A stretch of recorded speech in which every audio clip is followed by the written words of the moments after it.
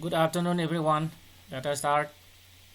Today we shall learn the last part of Chapter 16, Biodiversity and Conservation. Now I shall present my screen.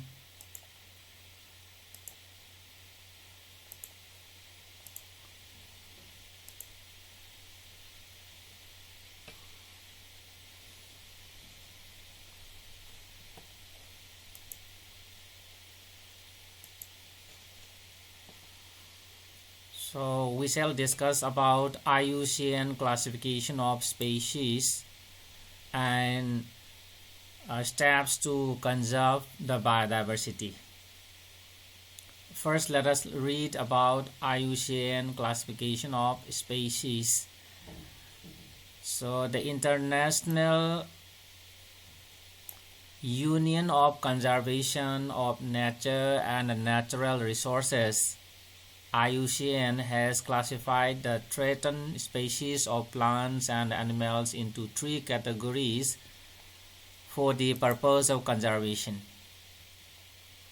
So to conserve the threatened species of plants and animals, the International Union of Conservation of Nature and Natural Resources classified the species into three categories, and those are given below. Here we have endangered species, vulnerable species, and rare species.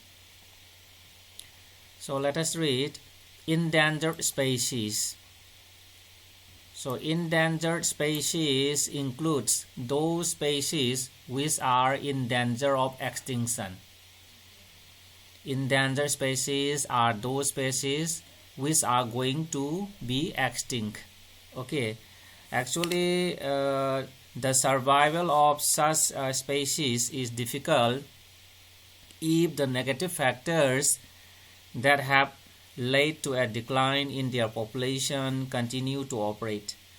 If we continue to kill those animals, or if we continue to exploit those plants, then in the near future these species will be extinct, will be disappeared from the surface of the earth. And the IUCN publishes information about endangered species worldwide as the red list of threatened species. So here in our book, this red panda, this is an example of these endangered species.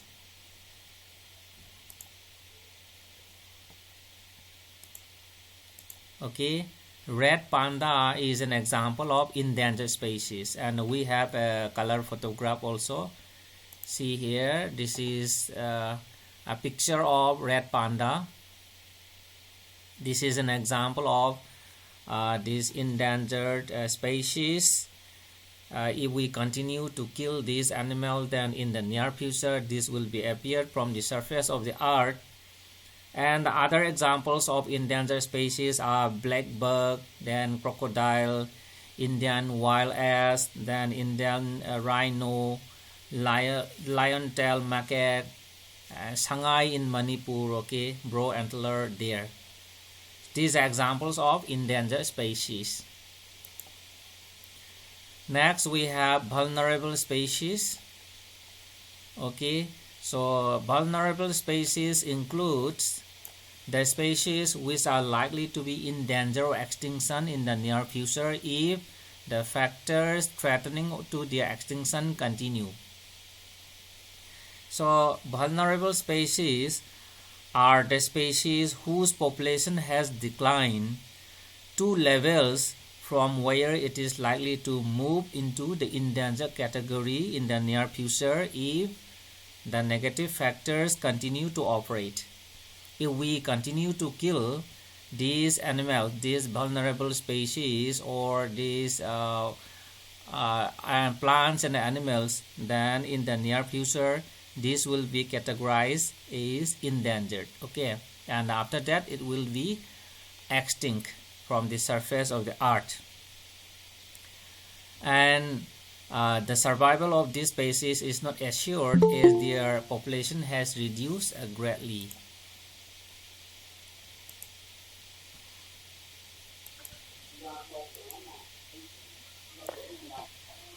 And see, Yeah, we have examples of these vulnerable species like blue sheep, Asiatic elephant, then Gangetic dolphin. These are some of the examples of vulnerable species. Okay, so remember, vulnerable species are the species whose population has declined, whose number has declined to levels from where it is likely to be moved to endangered category in the near future if the negative factors continue to operate. Here, negative factors continue to operate means killing of the animals and over exploitation of the plants. Okay,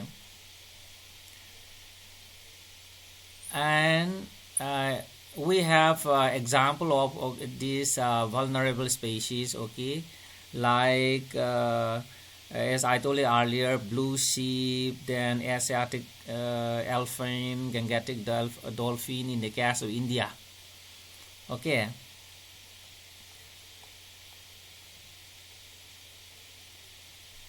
and next we have rare species. Okay, the third type of species, rare species. Population of these species is very small in the world, and they are confined to limited areas or thinly scattered over a wider area. Rare, okay, rare, small in number. Actually, rare species are normal. Okay, generally the number, the population of the rare species is very small in nature. However, these species with small population may move into endangered or vulnerable category if the negative factors affecting them continue to operate. If we continue to kill the rare species, then in the near future, these rare species will be categorized as either vulnerable or endangered species, and after that it will be extinct, it will be disappear from the surface of the earth. Okay, so we have examples of rare species like Himalayan brown bear, wild Asiatic buffalo, then desert fox, hornbill. Okay, so these are examples of rare species. Rare here means small in number. Okay, and normally these small in number, but they are normal. And see, figure number 16.4 shows an example of these rare species. Humboldtia decarens bat, highly rare endemic tree of southern western Ghats in India. This is an example of rare species found only in the southern western Ghats. Okay, its biological name, scientific name is Humboldtia decarens bat. And here we have a color photograph. Okay, see, this is a color photograph showing the same Humboldtia decarens bat, highly endemic rare species found in the western Ghats. Okay, are you clear? Any question from your side, boys and girls? We have been learning about IUCN classification of species.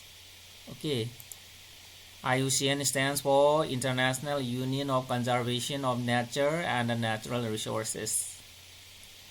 So to conserve the species, the IUCN is classifying the species of plants and animals into three categories. Those are endangered, vulnerable, and rare species. Okay.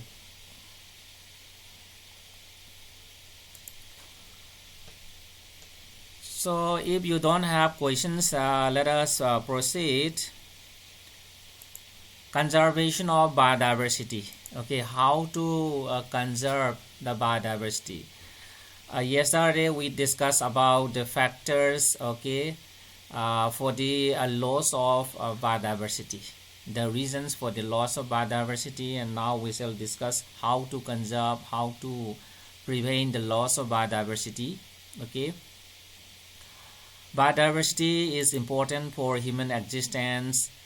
All forms of life are so closely interlinked that Disturbance in one gives rise to imbalance in the others. Okay, there will be imbalance in the ecosystem, and if species of plants and animals become endangered, they cause degradation in the environment, which may threaten human beings' own existence.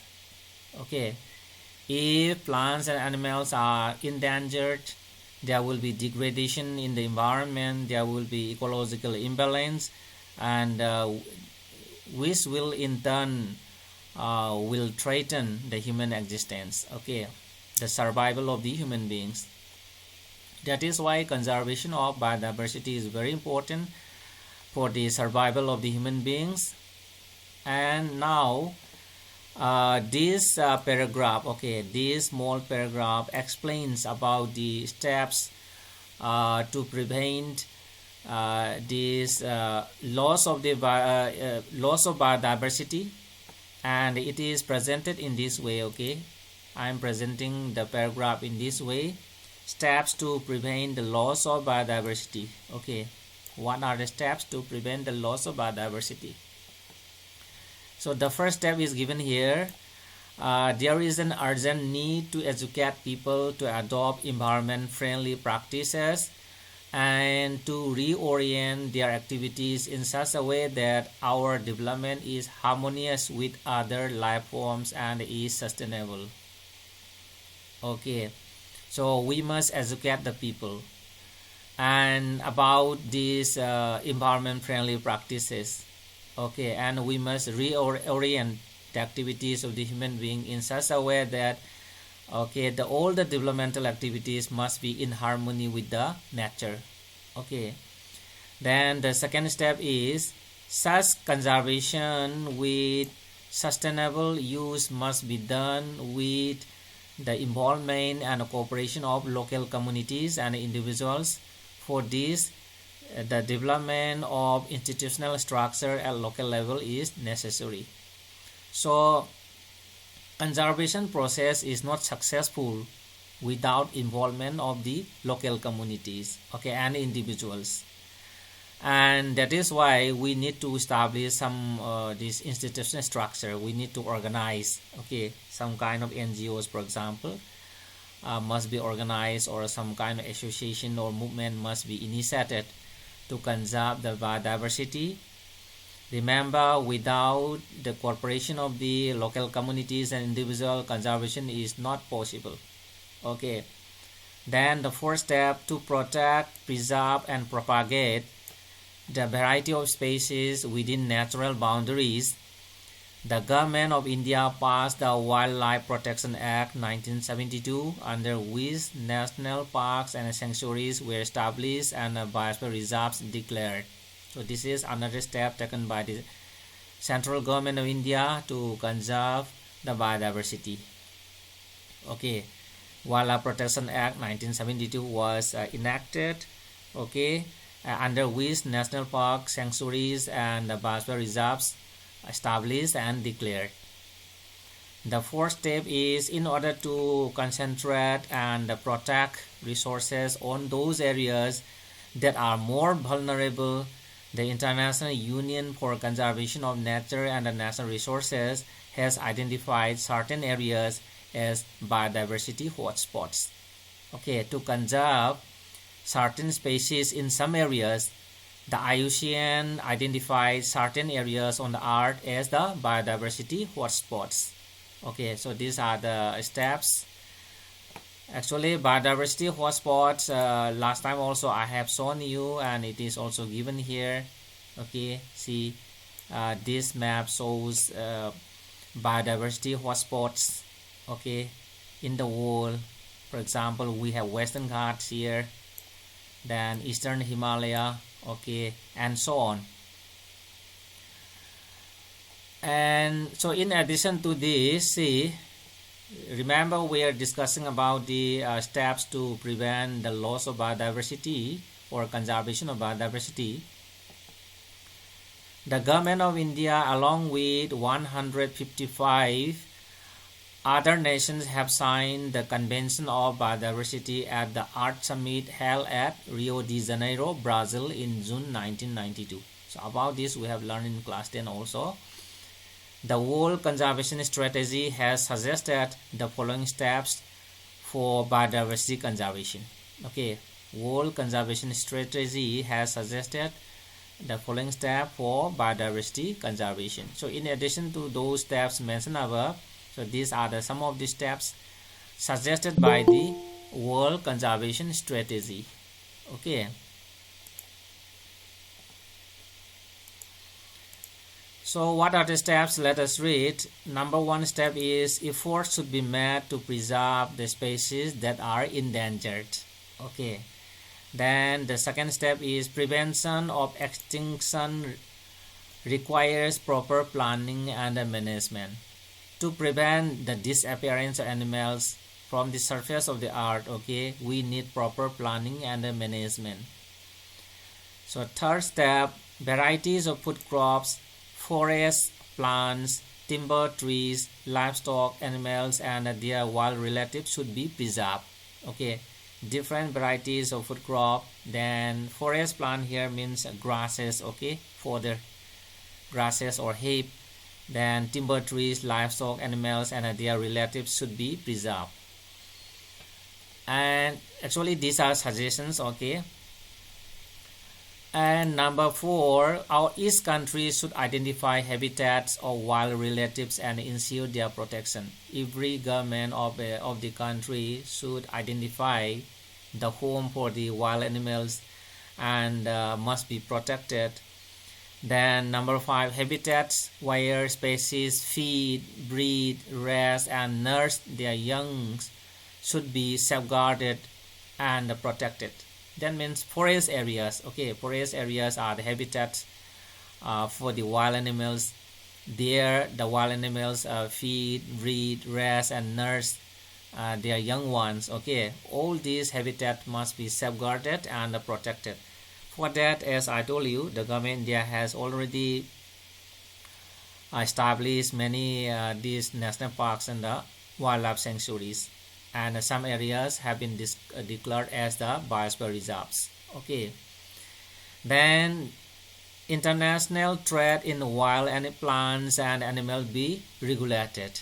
Okay, illegal this trading of the wild plants, medicinal herbs, okay, and the animal must be banned, must be regulated. So these are the suggestions given by the international strategy on conservation of this biodiversity. Okay, and next we have, so these are the steps.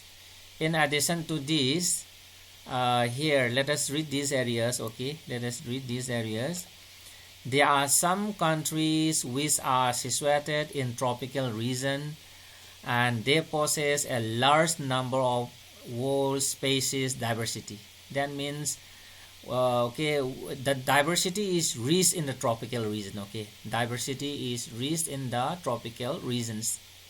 Some countries are there which are situated in the tropical region and they possess a large number of the world species diversity. Means diversity is rich in the tropical countries. And they are called mega diversity centers. The countries, the regions where where there is a large number of species diversity is known as mega diversity centers. Okay, and there are 12 such countries, namely Mexico, Colombia, Ecuador, Peru, Brazil, Democratic Republic of Congo, Madagascar, China, India, Malaysia, Indonesia, and Australia, in which these centers are located.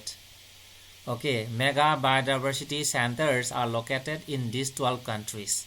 So here we have a map.